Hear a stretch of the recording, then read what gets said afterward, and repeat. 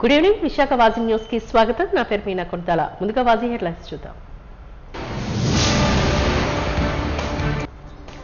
Operation Kagar encounter పై sitting జడ్జితో విచారణ జరిపించాలన్న ప్రజా పౌర సంఘాల నాయకులు. మావోయిస్టు స్నేహితులతో శాంతి చర్చలకు పిలుపునివ్వాలని తీర్మానించిన రౌండ్ టేబుల్ సమావేశం.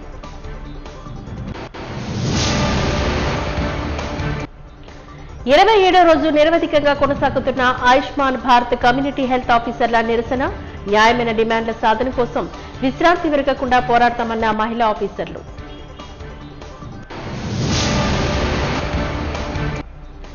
సమయం గడవక ముందే ఎండీయూ వాహనాలతో చేసుకున్న ఒప్పందాలను రద్దు చేయడం అన్యాయం.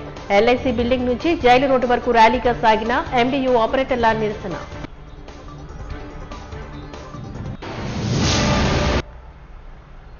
ఇక డీటెయిల్స్ చూద్దాం. కేంద్ర ప్రభుత్వం మావోయిస్టు పార్టీతో శాంతి చర్చలు జరపాలని మావోయిస్టు పార్టీ కార్యదర్శి నంబాల కేశవరావుతో పాటు 27 మంది మృతదేహాలను అప్పగించాలి అంటూ రౌండ్ టేబుల్ సమావేశంలో ప్రజా పౌర మానవ కార్మిక మహిళా పక్షాల నేతలు డిమాండ్ చేశారు. ఈ మేరకు జగదాంబ సిపిఎం కార్యాలయంలో ఏర్పాటు చేసిన రౌండ్ టేబుల్ సమావేశంలో పలువురు ప్రజా సంఘాల నాయకులు మాట్లాడారు.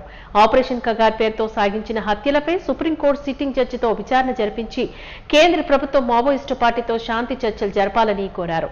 ముందుగా సిపిఐ ఎంఎల్యూ న్యూ డెమోక్రసీ రాష్ట్ర అధికార ప్రతినిధి ప్రసాద్ మాట్లాడుతూ ఎన్కౌంటర్ల మీద న్యాయ వ్యవస్థతో విచారణ జరిపించి శాంతి చర్చలకు సిద్ధపడుతున్న మావోయిస్టు పార్టీతో చర్చించవలసిన బాధ్యత ప్రభుత్వాలపై ఉందని చెప్పారు.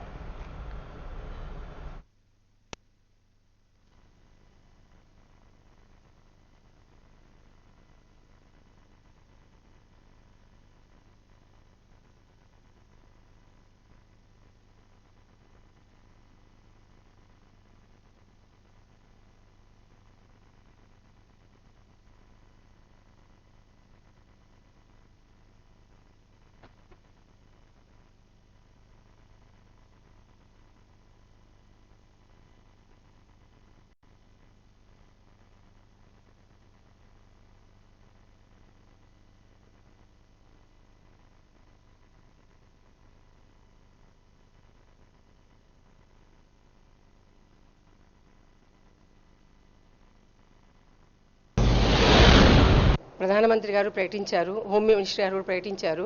అంటే ఈరోజు నక్సల్స్ రహిత భారతదేశాన్ని మేము ఏర్పాటు చేస్తామని. ఎవరు నక్సల్స్? ఈరోజు భిన్నాభిప్రాయాన్ని వ్యక్తం చేసే వాళ్ళందరూ కూడా ఈరోజు నక్సల్స్ అనే అంటున్నారు. పార్లమెంటులో ఈరోజు మాట్లాడితే ఆయన అర్బన్ నక్సలేనని ప్రతిపక్ష నాయకులు అంటున్నారు. అదేవిధంగా న్యాయ వ్యవస్థలో ఈరోజు ప్రజల గొంతుకు అనేది ఈరోజు న్యాయస్థానంలో పనిచేయటం లేదు.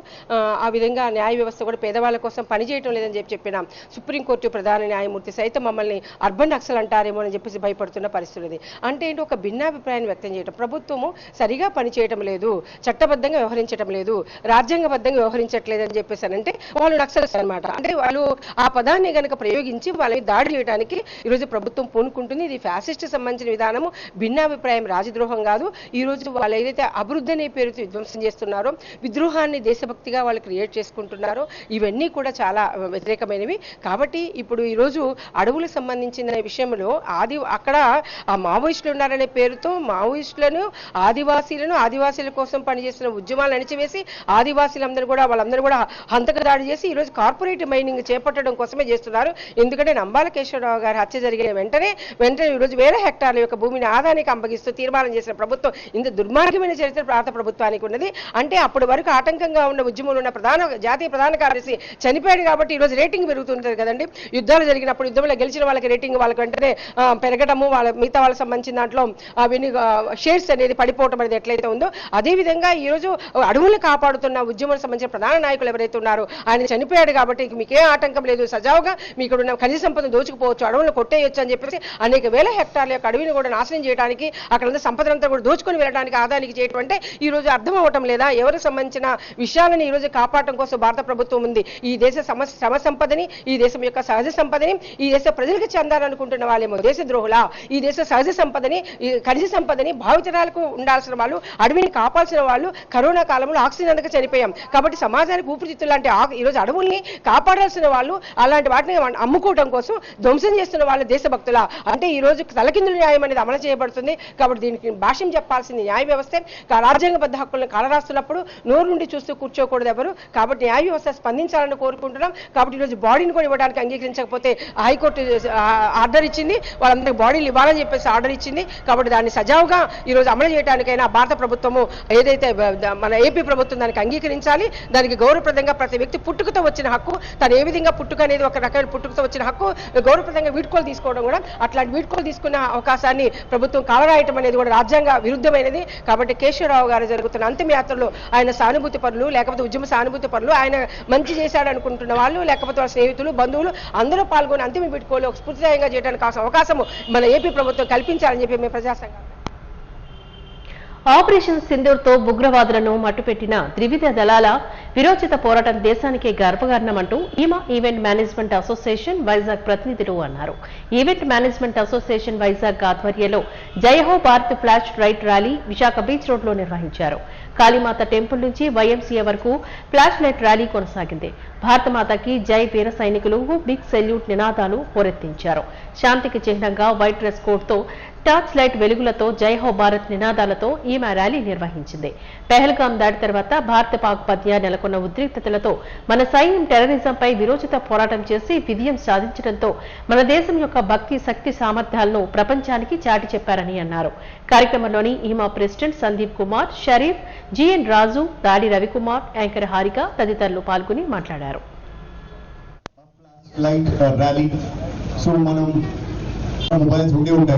ఆ మొబైల్స్ లో ఏదైతే ఫ్లాష్ లైట్ ఉందో ఆ ఫ్లాష్ లైట్ మీరు ఆన్ చేసి much for initiating such a lovely thing and it's really a proud to be 6 మంది పర్యాటకులు మృతి చెందగా 10ల సంఖ్యలో గాయపడ్డారు. Mini Switzerland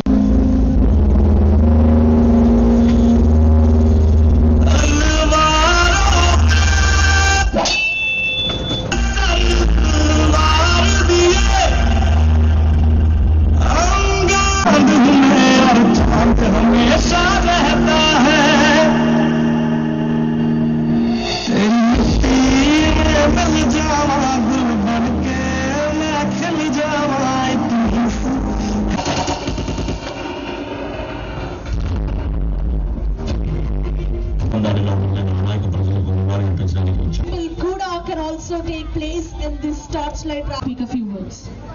Vande Mataram. Ee Vande Mataram mean Vande. So now officially we are starting the torchlight. You can also turn on your mobile.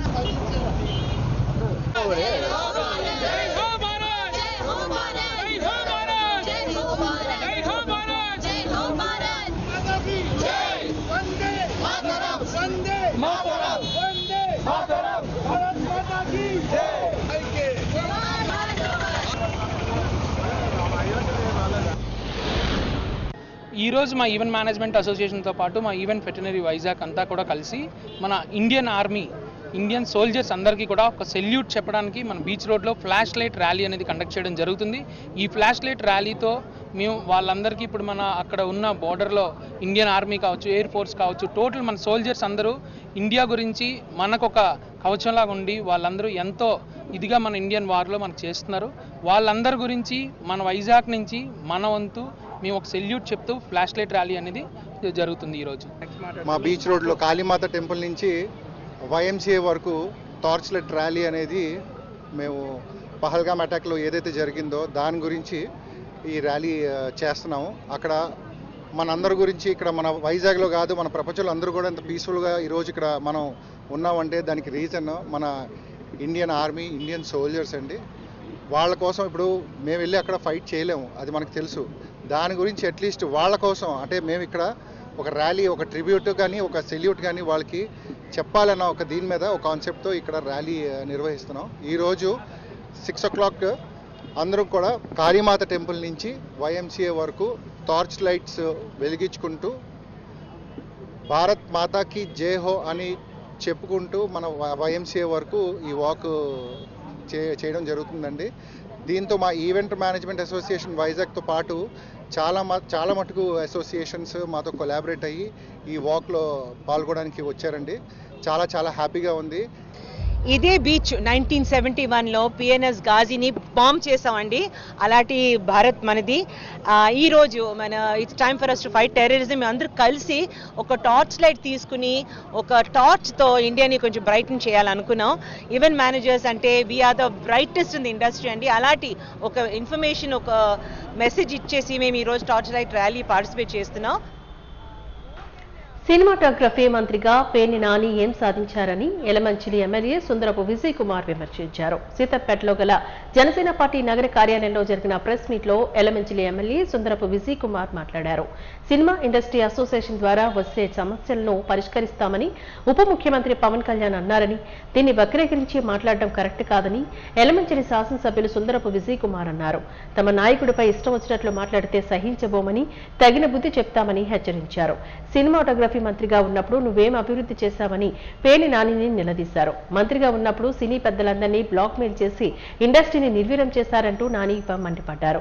గడిచిన 5 ఏళ్ల YCP పాలనలో అన్ని వ్యవస్థలు నిర్వీర్యం అయ్యాయని ఆరోపించారు. తమ వెన్నెముక సినిమా ఇండస్ట్రీ అని, సినిమా పరిశ్రమ అంటే చాలా అభిమానమని అన్నారు.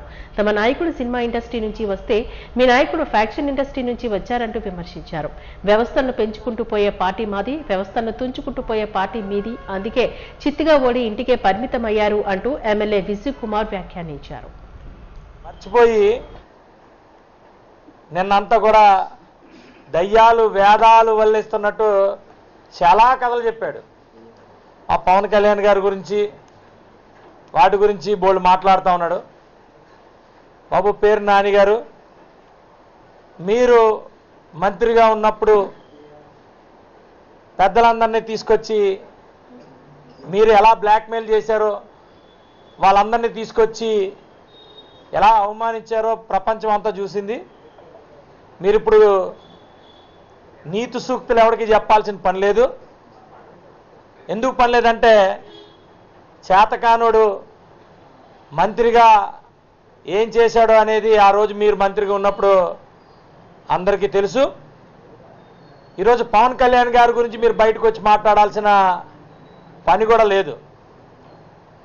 ఎందుకంటే మీరు వ్యవస్థల్ని నాశనం చేసి చేసి చేసి వ్యక్తుల దగ్గర లాలూచులు పొంది, వ్యక్తుల దగ్గర మీరు షేర్లు చేసుకొని మీకెంత మాకెంత అని చేసి వ్యవస్థల్ని నాశనం చేసింది ప్రతి ఒక్కరు చూశారు, ప్రతి ఒక్కరూ అనుభవించారు. ఈ రాష్ట్రంలోనే కాదు చాలామంది అనుభవించారు. మీరు ఇప్పుడు వచ్చి మీరు నీతి సూక్తులు చెప్పొద్దు. మీ నాయకుడు ఎంత సూపరో అందరికీ తెలిసినవే. మీరు ఏ రోజు పనిచేయలే. నిన్నేమన్నారు మీరు? పవన్ కళ్యాణ్ అనే వ్యక్తి మరి ప్రభుత్వంలో ఉండి మరి వార్నింగ్లు ఇస్తున్నారు అలా మంత్రి ద్వారా. మీకు అర్థం కాలా, ఏమైందో కూడా అర్థం కాలేదు. ఫాలో అవ్వరు, ఏమవ్వరు. మీరు మీరు మంత్రిగా మీ ప్రభుత్వం ఉన్నప్పుడు ఏం చేశారో కూడా అన్ని మర్చిపోతారు. పవన్ కళ్యాణ్ గారు చాలా క్లారిటీగా వ్యవస్థ మంచిగా ఎదగాలి, సినిమా ఇండస్ట్రీగా వస్తే మేము ప్రతి విషయం కూడా కన్సిడర్ చేస్తాం, వ్యక్తులుగా వస్తే కన్సిడర్ చెయ్యము. మీరందరూ కూడా ఒక అసోసియేషన్గా ఉన్నారు. ఆ అసోసియేషన్ ద్వారా మీ సమస్యలన్నీ క్లియర్ చేసుకోవాల్సిన బాధ్యత మీకుంది. అసోసియేషన్ ద్వారా అప్రోచ్ అవ్వాల్సిన పరిస్థితి మీకుంది. ఒక అసోసియేషన్గా గుర్తింపు మీకు ఇస్తాం అని చెప్పి మాట్లాడారు. ఏం పిలవచ్చు కదా అయ్యా, సినిమా థియేటర్లో పిలమని మీరు అడిగారు, పిలవచ్చు కదా అంటున్నారు. అసలు ఈ ఇష్యూ మీరున్నప్పటి నుంచి ఉంది. మరి ఆ రోజు మీరే సెటిల్ చేసేచ్చుగా. పిల్లరని ఎవరు చెప్పారు? ప్రతి ఒక్కరిని పిలుస్తాం, కానీ వ్యవస్థగా పిలుస్తాం, ఒక అసోసియేషన్గా పిలుస్తాం. వ్యవస్థల్ని క్రియేట్ చేసి వ్యవస్థల్ని పెంచడం అనేది మా కూటమి ప్రభుత్వానికి, మా పవన్ కళ్యాణ్ గారికి చాలా ఇష్టమైనది. మీరు వ్యవస్థల్ని తుంచి వ్యక్తులకి తో లాలూచీలు పడి మీరు వ్యక్తుల్ని పెంచుకొని మనమని షేర్ చేసుకునే మనస్తత్వం మీది. ఇంకేమన్నారు? పవన్ కళ్యాణ్ గారు సంపాదన వాస్తవానికి పవన్ కళ్యాణ్ గారు మీలా కాదు. మా బ్యాక్గ్రౌండ్ సినిమా ఇండస్ట్రీ.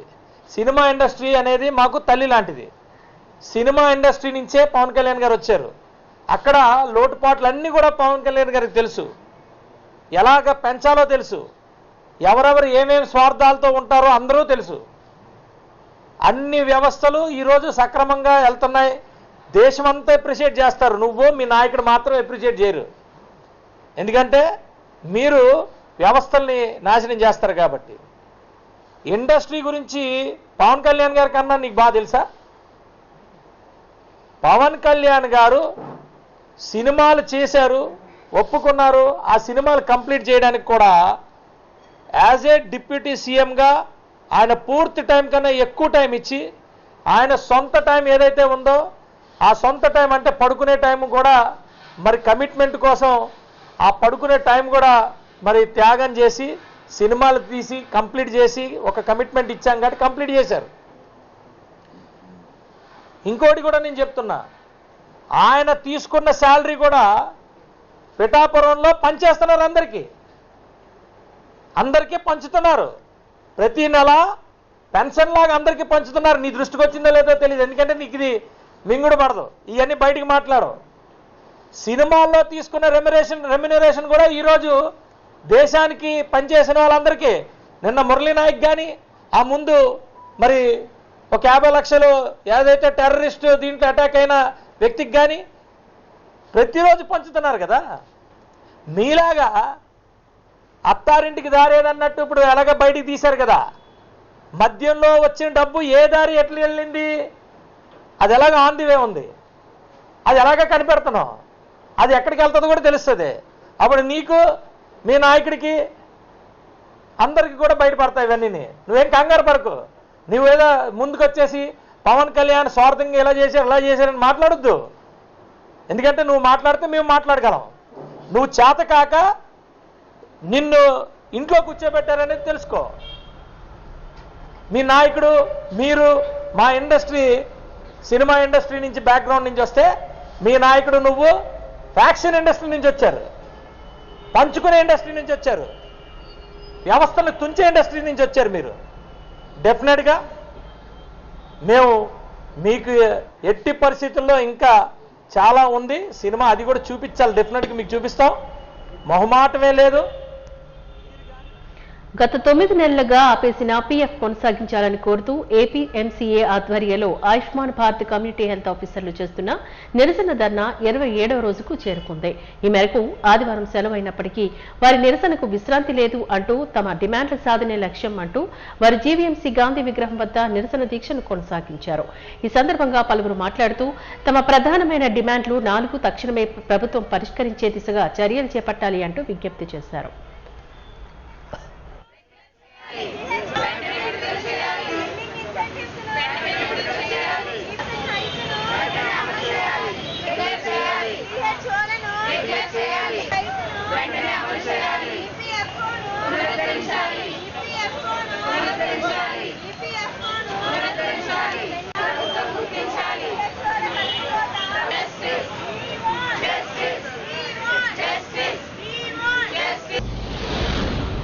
గత 28 రోజులుగా మేము సమ్మె చేస్తున్నాము.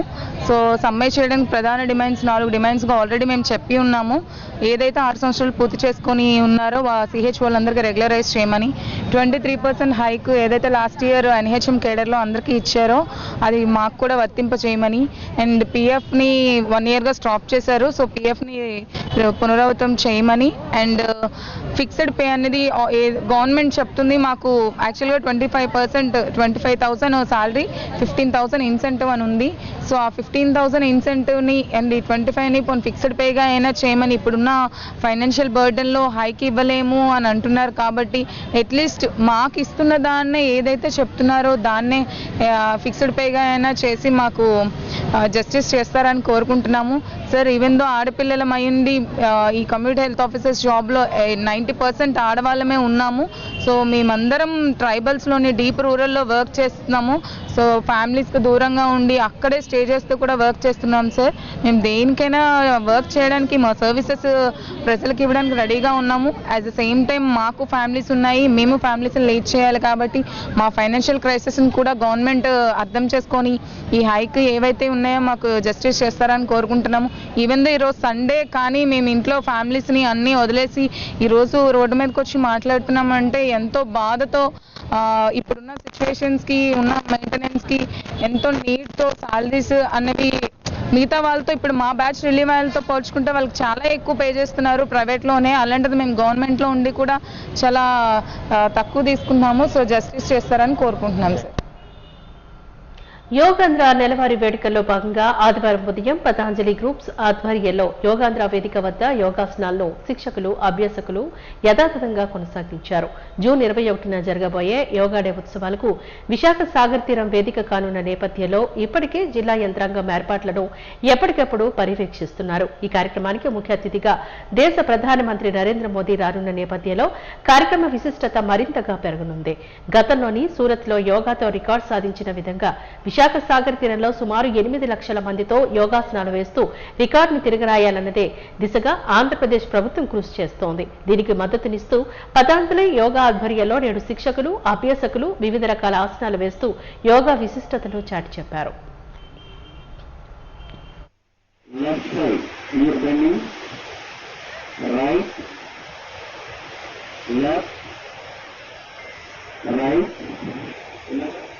మీ చిన్ను లెఫ్ట్ సైడ్ షోల్డర్కి రావాలి. లెఫ్ట్ సైడ్ అందరూ ఒకేసారి చేయాలి, కొంచెం గ్యాప్ ఇవ్వండి, ఎందుకంటే ఫొటోస్ తీసుకుంటారు.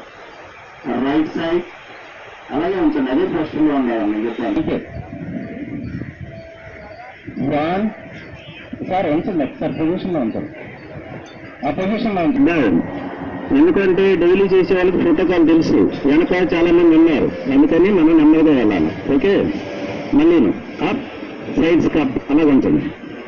1 2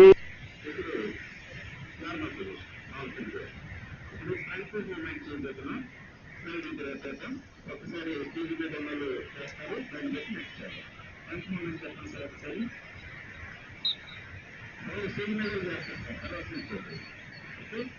అలాగే లెఫ్ట్ సైడ్ తర్వాత రైట్ సైడ్. ఓకే, పొజిషన్ చూసారు కదా. లెఫ్ట్ సైడ్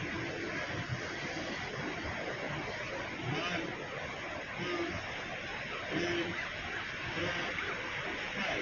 రైట్ సైడ్ 1 2 3 4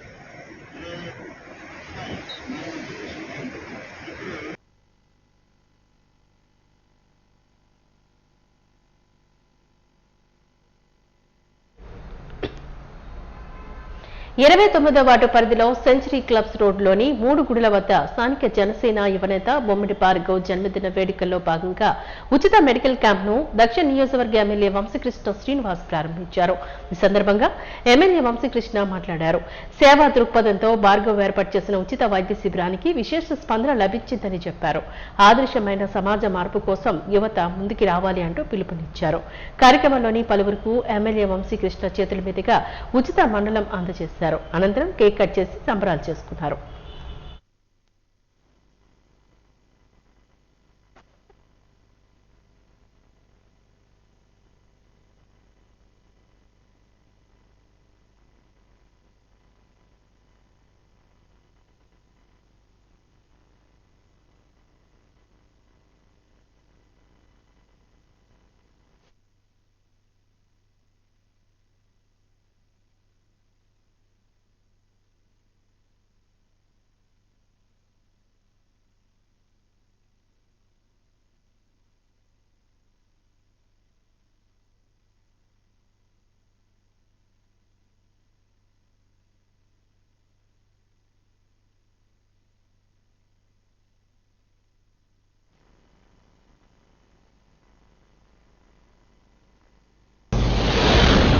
29వ వార్డులో మా తమ్ముడు భార్గవ్ జన్మదినం సందర్భంగా ఇక్కడ మెడికల్ క్యాంప్ పెట్టడం జరిగింది.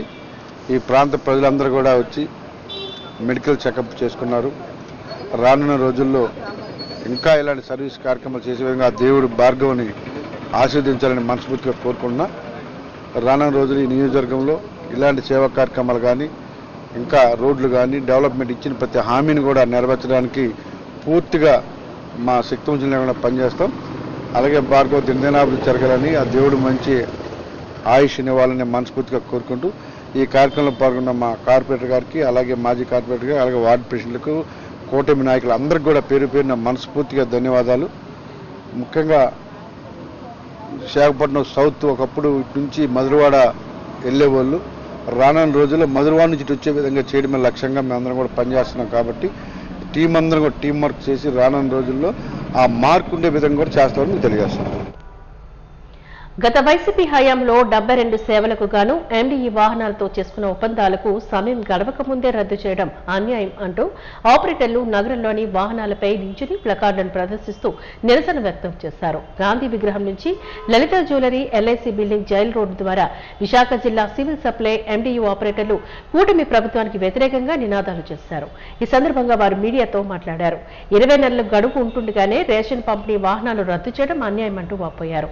జిల్లాకు 221 వాహనాల సేవలను అందిస్తున్నాయని, అకస్మాత్తుగా వాటిని రద్దు చేస్తూ నిర్ణయాన్ని తీసుకోవడంతో ఆ కుటుంబాలన్నీ రోడ్డున పడ్డాయని ఆవేదన వ్యక్తం చేశారు. తమకు ప్రత్యామ్నాయాన్ని చూపి ప్రభుత్వం ఆ నిర్ణయాన్ని అమలు చేయాలని కోరారు.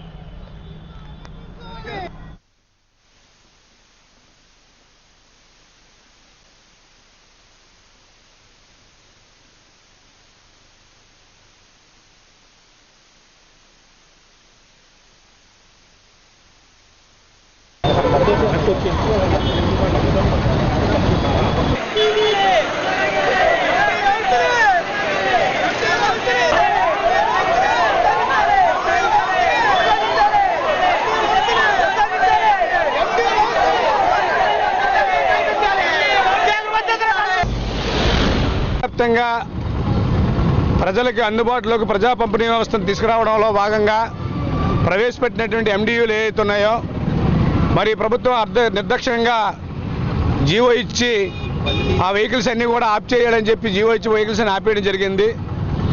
ఇప్పుడు ప్రభుత్వం చెప్తుంది ఏంటంటే దీనివల్ల చాలా నష్టం జరుగుతుంది కాబట్టి డిపోలకే వెళ్ళాలని చెప్పి వితండవాదం అనేది ప్రభుత్వం సైన్యం చేస్తున్న పరిస్థితి ఉంది. మేము ఒకటి అడుగుతున్నాం, ఇంట్లో ఎలకలు ఉన్నాయని చెప్పి ఇల్లుని తగలబెట్టుకునేటువంటి పద్ధతులు ఇవ్వాలి ప్రభుత్వం వ్యవహరిస్తుందని చెప్పి చెప్పదలుచుకున్నాం.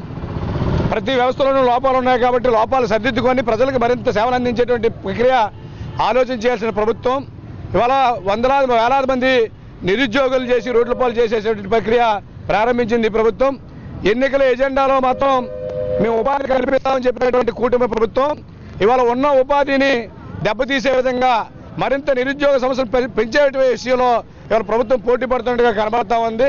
నిజంగా పేద మధ్యతరగతి ప్రజానీకానికి ఏదైతే వికలాంగులు కానీ వృద్ధులు కానీ ఇల్లు దగ్గర నుంచి రేషన్ డిపోకి వెళ్ళి తీసుకునేటువంటి అవకాశం లేనటువంటి వాళ్ళు ఎంతో ఉపయోగకరమైనటువంటి ప్రజా ప్రయోజనమైనటువంటి ఈ పథకాన్ని రద్దు చేయడం ప్రభుత్వానికే తీవ్ర నష్టం జరుగుతుందనే ఆలోచన ప్రభుత్వం చేయాల్సి ఉంది. ఇప్పటికైనా సరే ప్రభుత్వం వెంటనే పునరాలోచన చేసి యథావిధిగా ఈ ఎండియూలను కొనసాగించాలని చెప్పి ఇవాళ మేము రాష్ట్ర వ్యాప్తంగా జరుగుతున్న నిరసనలో తెలియజేస్తా ఉన్నాం. ముఖ్యమంత్రి వైఎస్ జగన్మోహన్ రెడ్డి గారు ఆంధ్రప్రదేశ్ రాష్ట్రంలో ఉన్న పేద ప్రజలకి, ముఖ్యంగా వ్యవసాయ కూలీలకు కానీ రేషన్ ద్వారా లబ్ధి చేకూరే లబ్ధిదారులందరికీ కూడా ఇంటి వద్దకే నాణ్యమైన రేషన్ సరుకులను అందించాలి. ఎందుచేతంటే ఈరోజు కాయ కష్టం చేసుకునే వాళ్ళు చాలా చోట్ల గ్రామాల్లో 2 కిలోమీటర్లు, 3 కిలోమీటర్లు, 4 కిలోమీటర్ల మేర ఆ రేషన్ డిపోలకు వెళ్ళి నానాయాత్ర పడుతున్నారు. వాళ్ళకి దాని నుంచి ఆ ఇబ్బందుల నుంచి గట్టెక్కించాలనే ఉద్దేశంతో ఒక కొత్త వ్యవస్థను రూపొందించి ఆ వ్యవస్థ ద్వారా సుమారు 20,000 కుటుంబాలకి లబ్ధి చేకూర్చడంతో పాటు పేద ప్రజలందరికీ కూడా రేషన్ లబ్ధిదారులందరూ కూడా మేలు చేకూరే విధంగా ఈ రేషన్ వెహికల్స్ని ఇంటికి అద్దెకే రేషన్ సిస్టమ్ని జగన్మోహన్ రెడ్డి గారు తీసుకురావడం జరిగింది. అది ఎంత సమర్థవంతంగా పనిచేసిందంటే ఈరోజు భారతదేశంలో ఉన్న మిగతా రాష్ట్రాలకు సంబంధించిన అనేక ప్రభుత్వాలు ఆంధ్రప్రదేశ్ రాష్ట్రంలో అమలవుతున్న ఈ రేషన్ వ్యవస్థను చూసి పక్క రాష్ట్రాల్లో కూడా ఈరోజు అమలు చేయడానికి ముందుకు వస్తున్న సమయంలో కేవలం రాజకీయ కుట్ర కోణంలో ఈ వ్యవస్థ ద్వారా జగన్మోహన్ రెడ్డి గారికి మంచి పేరు వస్తుంది. మనం అది కూటమి ప్రభుత్వం అధికారంలోకి వచ్చిన తర్వాత ప్రజలకు ఇచ్చిన హామీలు కానీ వాగ్దానాలన్నీ కూడా మనం నెరవేర్చలేకపోయాం. ప్రజలు ఈరోజు మనల్ని అసహించుకుంటున్నారు. ఇదే విధంగా ఈ రేషన్ వెహికల్స్ ప్రజల్లో తిరిగినప్పుడు ప్రజలకు అందరికీ కూడా మళ్ళీ ఆనాటి జగన్మోహన్ రెడ్డి గారి సుపరిపాలన కానీ జగన్మోహన్ రెడ్డి గారు తీసుకొచ్చిన మంచి కార్యక్రమాలు కానీ ప్రజలు గుర్తుకొస్తున్నాయి. కాబట్టి జగన్మోహన్ రెడ్డి గారు చేసిన ఏ మంచి పని కూడా ప్రజలు గుర్తు రాకూడదనే ఒక కుట్ర కోణంలో ఈరోజు 20,000 కుటుంబాలని ఈరోజు రోడ్డును పడేసే విధంగా ఈ రేషన్ వెహికల్కి సంబంధించి జీవోని రద్దు చేస్తూ జీవోని విడుదల చేయడం జరిగింది. మేము వైఎస్ఆర్ కాంగ్రెస్ పార్టీని తీవ్రంగా ఖండిస్తున్నాం. వాజీ న్యూస్ ముగించే ముందు ముఖ్యాంశాలు మరొక్కసారి చూద్దాం. ఆపరేషన్ కల్చర్ ఎన్కౌంటర్లపై సిట్టింగ్ జడ్జితో విచారణ జరిపించాలన్న ప్రజా పౌర సంఘాల నాయకులు, మావోయిస్ట్ రైతులతో స్నేహితులతో శాంతి చర్చలకు పిలుపునివ్వాలని తీర్మానించిన రౌండ్ టేబుల్ సమావేశం. 27వ రోజు నిర్వధికంగా కొనసాగుతున్న ఆయుష్మాన్ భారత్ కమ్యూనిటీ హెల్త్ ఆఫీసర్ల నిరసన, న్యాయమైన డిమాండ్ల సాధన కోసం విశ్రాంతి ఎరగకుండా పోరాడతామన్న మహిళా ఆఫీసర్లు.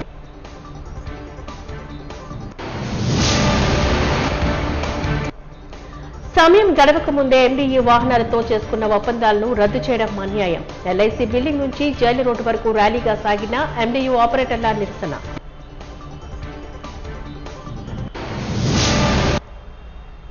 వాజీ న్యూస్ ఇంతటితో సమాప్తం. నమస్కారం.